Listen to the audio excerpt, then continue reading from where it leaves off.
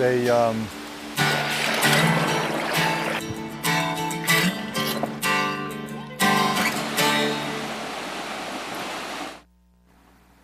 Hello, welcome to Walk in the Park. My name is Tony Ingram, and the date is May 1st, 2019.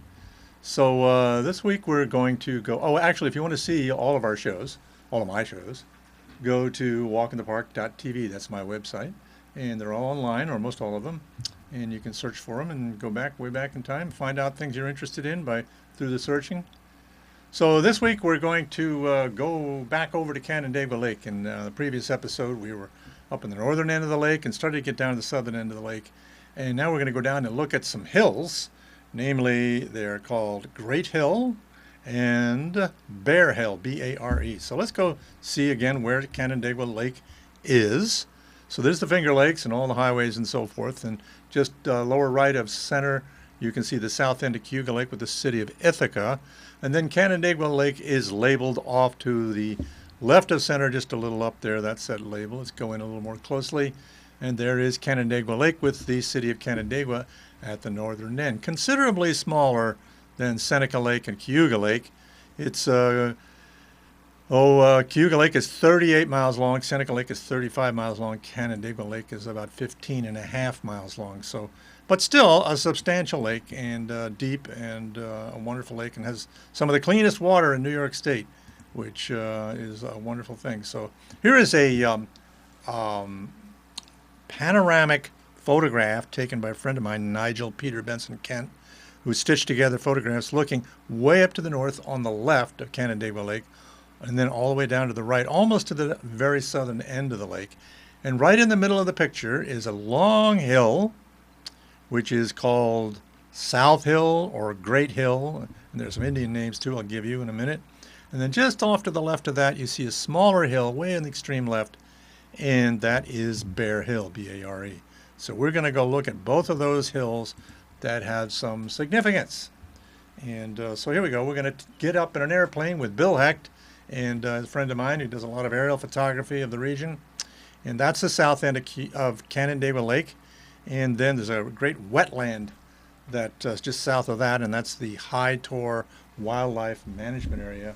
And then on the right is South Hill, that sort of flat-topped hill to the right of the lake. You see much of the lake extending to the north. And here's a New York Times article that wrote about it a number of years ago. South Hill rises 1,100 feet above the waters of the long, narrow lake. In Seneca tradition, the hill is called Nundawa'o, referred to as the place where the tribe's ancestors emerged from the earth. Indeed, the Seneca's word for themselves is Onondawaga, or people of the Great Hill. And this is the Great Hill. So let's go down and find another picture. Here is a Finger Lakes Land Trust map of the same hill there, South Hill. And they say, now you can see a little bit of a map area there on just near the lake itself, and then there's a big orange blob pointer as to guess where you would go to park. Nundawaho, a great hill in English, as the Senecas called South Hill, is revered by the Senecas as the birthplace of the Seneca people. Native American settlements and relics have been found in the valley to the south of the Great Hill. So this is a place that's been occupied for a long time. Then the High Tor Wildlife Management Area, so photo by Chris Clemens, by the way, is pretty large. It covers a large area. Let's see, what do they say? The primary purposes of the High Tor Wildlife Management Area, purposes I should say, are for the wildlife management, wildlife habitat management, and wildlife dependent recreation. I guess that's hunting and fishing and bird watching, that sort of thing. This wildlife management area consists of approximately 6,800 acres. So it has the hill country on the south there, and there's another gorge up in there. There's a gorge up in there, and then it has the wetlands that are just the south end of the lake, and then a valley goes up to the upper right of the map there, and that's called West Valley, and then it also extends up onto South Hill. So we'll zoom in there a little bit, so you can see that West Valley Creek coming down there on the right. That actually once was part of the lake. That was lake, but that's filled in the last 1,000 years or so, I suppose. But Canandaigua Lake was once a Y-shaped lake, kind of like Cuca Lake, if you know what that looks like, but no longer. But it has the valley where that prong of the lake was, and there's a whole geologic story behind that, which I'm not going to get into this time. That'd be another interesting subject. So anyway, look at the map here, and you can see that the green area on the South Hill, on the right-hand side of South Hill, there's kind of a gorge up in there, kind of a gully, and that's a significant place. So let's zoom in on Bill Heck's photo of South Hill, and right in the center of the picture is a cliff, which is in the gully. And okay, this is the New York Times again, an article by Beth Quinn Barnard in 2006, October 1st. She wrote, according to Seneca legend, when the earth opened on Nundawao, the tribe's founders emerged from the gorge below. Quote, our story talks about this emergence from the hill, said Peter Jemison, who is the Seneca, and he's the manager of the nearby Canandaigua State Historic Site, which is northwest of Canandaigua. A very interesting place. That gully is another really beautiful place with a still pretty much unspoiled view, says Jemison. It all ties into the notion that we came from this land, that this is our home, and this is where we began as a group of people. So that's the traditional home. And now let's take a closer look at another Bill Hecht photograph, looking right into Clark Gully. And in fact, I did walk up in there a number of years ago, quite a few years ago, walk up in there, at least to the first waterfall. But there's sort of a rough trail, and I guess there's ropes people hang on to climb up around the waterfalls. It's pretty tricky, not like your state parks that have nice stone staircases and that sort of thing. So if you decide to go up in there, be careful, because you don't want to slip and fall in these wet places, and you really can get in trouble there. So we're going to look at Bear Hill now. That was South Hill. That was Clark Gully. Now we're going to look at Bear Hill, which is in this picture. Now, South Hill is on the upper left there. And let's see if I wrote anything. No, I didn't about that. Okay. And then right almost in the center, just up above center, that cone-shaped hill, that is Bear Hill. Okay. Some people think that Bear Hill was the home, it was the birthplace of the Seneca, but no, it was South Hill, or Nundawao. So now here's another Google Earth picture looking straight down on Canandaigua Lake, and then you can see the dark green areas to the right of the lake, and those are South Hill on the bottom, and then Bear Hill above that. Zooming out again, this map shows the Bear Hill unique area, just to the lower left of center, and Vine Valley, which is in between the hills, is an access to the lake. Zoom down here. Topographic map showing South Hill on the bottom, then a little Bear Hill up towards the top. Let's go in a little. Oh, let's go to another aerial photograph. So this is looking, Bill Heck's photograph, it's looking over from above Canandaigua Lake. South Hill would be to the right off the picture. Vine Valley, which is a little community and a little valley that comes right down to the lake, is right down there in the bottom, and then that's Bear Hill up there in the middle of the picture. Again, another zoom in of that, not a zoom in, but a topographic map showing Bear Hill at the top. Now it is. There's the label of Bear Hill. There's Vine Valley. So it's just all to get you oriented as to where we are. And then again, Vine Valley would be the lower left, and that's the Bear Hill unique area. We'll get into that. And then this is a picture from the other side of the lake. I think this is from what's called Bristol Harbor Marina. Yeah, this is a Canandaigua Lake panorama looking south from Bristol Harbor Marina at Seneca Point on the western shore of Canandaigua Lake. Bear Hill is on the left, so that the hill on the extreme left is Bear Hill, and South Hill on the right. South Hill, the Great Hill, Nundawao. Okay, so what's this about Bear Hill? Well, Bear Hill is a place where also has some significance to the Seneca people and to all the local folks around the lake. So let's go take a look at that. What do I got here? Looking at Bear Hill. As the maps have already indicated, is a, quote, unique area. So here's a map. So Bear Hill is on the lower left there, and then there's some more land to the upper right. And this is the New York State Department of Environmental Conservation land, which they say the Bear Hill Unique Area has two separate parcels. The southern one covers approximately 298 acres in the town of Middlesex in Yates County, and the northern one covers approximately 95 acres in the town of Gorham in Ontario County. Okay, so you drive up this dirt road, way up this dirt road, and you park at the end of it, the dead end there, and you can get into the Bear Hill Unique Area. And I parked my vehicle, and they don't let you go any farther in a car, and you walk in there, and there's trails. There's a kiosk, which gives you a lot of information about Bear Hill and the history of it and so forth. And you walk a trail, I don't know, 3/4 of a mile or so. There's a couple trails, and I walked the upper one to past this view, and I'm going to show you a little video I did last couple of minutes of my walk of up onto Bear Hill. Oh, last September, I think it was. Yeah, so let's bring that one up. Okay, I think this is going to be it here. Yeah, okay, so that's coming right up. Bear Hill.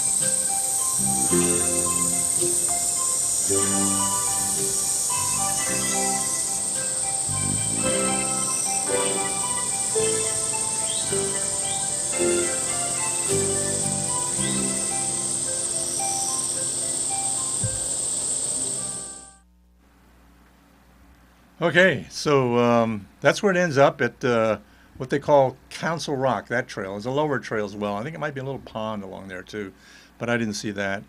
So this is a rock at the end of the trail, and you can see that there's kind of a view off to the right there. And there's something that happens there every year at Council Rock. And Council Rock, I think, comes from the fact that Seneca people gather there. And let's see. Let's go on to the next photograph here. This is at Beth Quinn Bernard in the New York Times again. That upper trail at Bear Hill leads to a large boulder where at 9 p.m. on the Saturday of every Labor Day weekend, the Seneca's annual ceremony of thanksgiving for peace and abundant harvests is reenacted. A bonfire is lighted at the hilltop boulder. Then on the lake below, residents ignite red road flares and all along the 32-mile shoreline, creating a ring of fire that links this chosen spot with its distant past. So, okay, let's look at that. So this is this is the bonfire taken last September by, oh, what was that person's name? That was Thomas Basciani. I should give him credit for that. Took this picture. I was up there years ago, and many years ago, and went to that ceremony up on the hill there and built a big bonfire. And one of the things that was going on is there were a number of Seneca people, maybe associated with Canandaigua. I think some of them were. Canandaigua State Historic Site up in Victor, which is the only Native American, only state historic site that is dedicated to the interpretation of the history and culture of Native people in New York State. Very interesting place. They have a big festival of music and dance in the end of July, and they have a full-scale 17th century bark longhouse. A lot of interesting things going on there. And a news museum, a Seneca Museum of Culture. Anyway, getting off the track here, they were there drumming. They had big drums, and they were drumming and singing, and it was really cool. I recorded it on a primitive old tape recorder. I don't know where that recording is. It'd be fun to have it and record it again. But I'll just have to go up there maybe this September and record that. So let's go back and go back to our kiosk here and see what it says. I'll try to read off what one of the things about the story there. This was from the Steuben Courier Advocate in 1998, August 30th, 1998. So I'll try to read some of this. The Canandaigua Festival of Lights is an ancient Native American tradition that has caught and held the imagination of non-Indian residents of this region of the Finger Lakes for at least the last century. We use flares nowadays instead of small campfires, but the object of the Canandaigua Festival remains the same as when it began among the Seneca Indians back in the mists of antiquity, a ring of lights encircling the lake in a gesture of unity. So that's what we've got. This is a photograph of some of the lights today. In ancient times, the lake ringed by lights was Canandaigua Lake, not Cuca Lake, and the annual festival was initiated by a large fire built by Seneca elders and the tribe's keepers of the faith on top of Bear Hill overlooking the lake. The fire was part of the, oops, I lost my place here, part of the Seneca Autumn Ceremony of Thanksgiving, and is said to have been an expression of thanks for peaceful times and abundant harvests. Once the ceremonial fire was lighted on Bear Hill, let's move on to another image here. Smaller fires answered around the lake with no other lights visible in the vast darkness of the surrounding hills and forests. It must have been an awe-inspiring sight. So that's kind of what it says in here. There's a lot more in there too. So anyway, that's what they do. And folks around the lake, they light flares now. Some people light campfires. Light campfires. Let's see, let's go up here. Oh yeah, somewhere here there's a picture. Oh, here, this picture was a drone shot. You can see lights around the lake, and in the middle, the very center, is a skyrocket of some fireworks. So that's pretty cool. So, all right, so that's Great Hill and Bear Hill. So we're going to go on now to look at the opening of some gorges. We have enough time here to look at this stuff, so we're going to come back to Ithaca and go to Cascadilla Gorge. And let's see, yeah, this is the top end of the Gorge Trail. Cascadilla Gorge is now open. It's been closed a lot, but it was closed for the winter. But let's see where Cascadilla Gorge is. This is looking at this Google map, looking at East Hill in Ithaca. So downtown Ithaca is at the bottom, and on the right is the Cascadilla Gorge Trail. On the left is Fall Creek Gorge, and up at the top is the Cornell campus in between them. So this is what they call East Hill.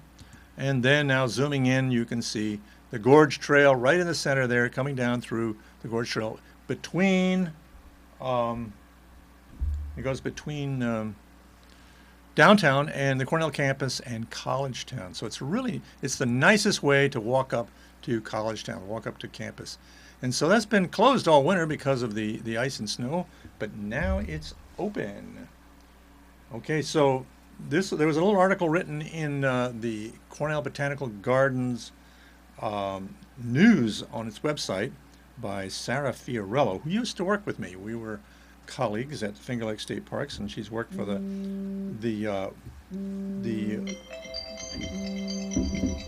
I got a phone call there. Yeah, okay, sorry. Thought I stopped that, but anyway, okay, she wrote, "What did it take to open Cascadilla Gorge this spring?" She works for the Cornell Botanic Gardens. And let's see, this is the short answer is 60 hours, 2 days, and the hard work of 11 people. Before opening the gorge on April 11th, 4 staff and 7 volunteers removed fallen rocks and other debris from the trail, picked up trash, cleaned out drainage conduits, repaired parts of the chain railing. You can see that in this picture, going from the left up into the center, and removed hazardous trees. So they did a lot of work. So where did they move the debris?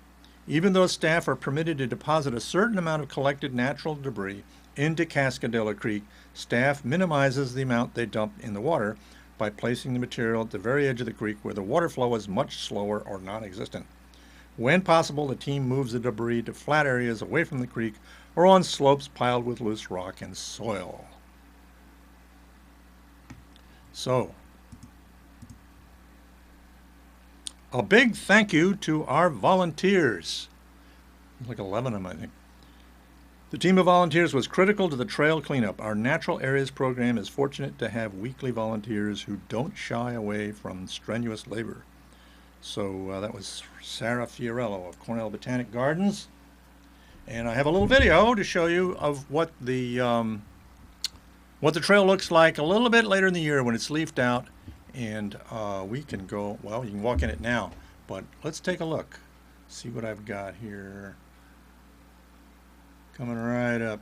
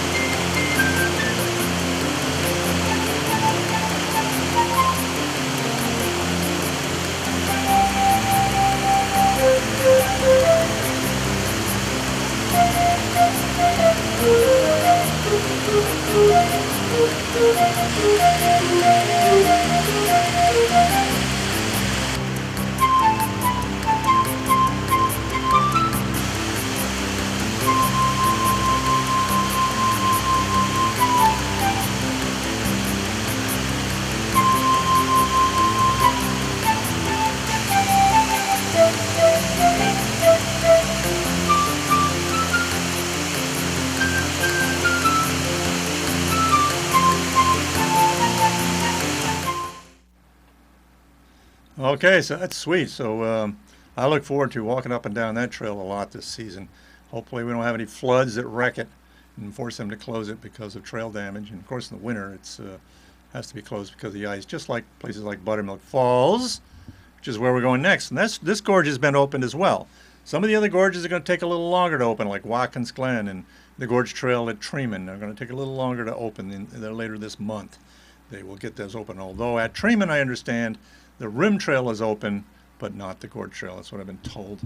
The Gorge Trail will be a while yet. So Buttermilk Falls is open, so let's go down there. That's just south of Ithaca, Buttermilk Falls State Park. Most of you know where this is, but if you're not from the area or new to the area, it's just south of Ithaca, just beyond the city line. And there's the waterfall. This is actually what they call the first fall. Well, they used to call the first fall back in the 1800s. It's actually another section of the waterfall around the bend, which you can see from a little bit farther away. But this is taking the path going up to the Gorge Trail. Now I'm going up the steep hill. It's pretty steep in spots. And this was an interesting cliff that overlooks the waterfall, actually, that I saw. And up above Buttermilk Falls, the two sections of Buttermilk Falls, is a third section of waterfall. and this one is called Pulpit Falls. And I took several pictures of this today, or yesterday. This was yesterday, actually. And because it's often doesn't have water all the way over the top of the that fan rock there, that pulpit-like rock. So it's particularly pretty. This is the way it's supposed to be. But lots of times, Buttermilk Creek dries up pretty easily. It's not a large watershed, so it responds to the weather. So oftentimes most of the time, you don't see this much water on it. But it's spring, and people have enjoyed this gorge for a long time, since the 1800s. And I'm sure there were people before the coming of Europeans. The Cayuga people enjoyed it as well. But this was back sometime in, I don't know, mid or late 1800s. And you see folks right up by Pulpit Fall. And here it is just from the side before it emerges from, let's look back here. It emerges from a gorge up in there. You might be able to notice just above the center, upper right there. Back in there's another little waterfall, and that's a real narrow gorge up in there with potholes and waterfalls and so forth. And it's a really cool place. But that's what Pulpit Falls emerges from, this narrow pothole-filled gorge. It's just really special. And then you get up the end of that, and there's something called Triple Cascade, which is above that, and very cool place. And finally you get up to, well, it's not finally, but this is something near the upper end of the trail. There's a few more waterfalls, including this one. So this is all just in the last few days. Most of these pictures were taken yesterday of Buttermilk Falls. So and then you get up to the upper park. And the forsythia are blooming right where the road starts, the rim trail and so forth. And then up along the Bear Trail, here is some, there are wildflowers growing up along there, including this big patch of skunk cabbage I've been watching for a long time, probably older than any of us. And it comes up earlier, just about earlier than anything else. And there it is poking up there, a couple of weeks ago. And then you can see right down below there in the lower part of this picture, you can see this, the hooded-like flower that comes up first in March usually. So there, we'll zoom in on it there. That's actually a flower which attracts insects. So early in the season, and hepaticas will be up, and of course trilliums. I don't know, the little video which maybe I'll have to show next time, but that's about all we have time for today. So we'll call it a day. And I want to thank you all for joining me here, and I encourage you to turn off this screen and go out for a walk in a park somewhere as soon as you can. So this will be my little goodbye cover here as we get to our final credits video.